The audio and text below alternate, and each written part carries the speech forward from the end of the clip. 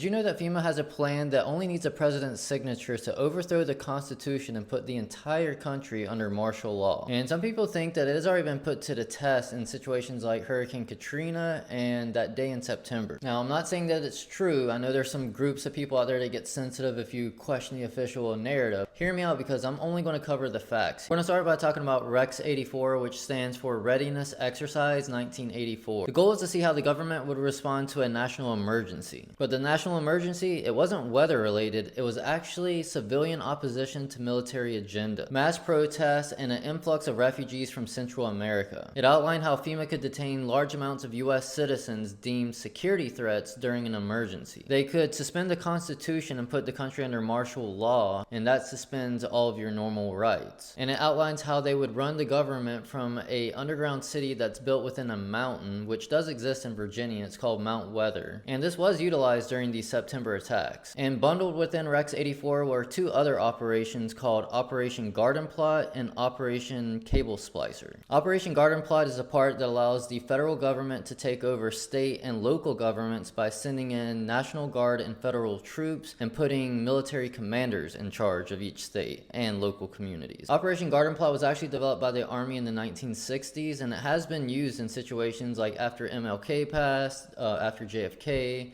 and a few other major incidents, and probably still to this day. And it also includes surveillance of activists, anti-war groups, and civil rights leaders as possible threats. Now this sounds crazy, but this was an actual real plan that they did exercise, and Ronald Reagan even signed off on it. I don't know if in your work at the NSC, were you not assigned at one time to work on plans for the continuity of government in the event of a major disaster? Mr. Chairman. He looks so annoyed.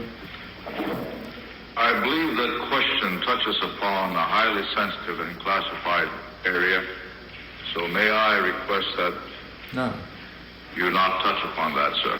That there had been a plan developed by that same agency in the event of emergency that would suspend the American Constitution, and I was deeply concerned about it. And when you find out the powers that FEMA actually has with the signature of a couple executive orders, it's kind of creepy.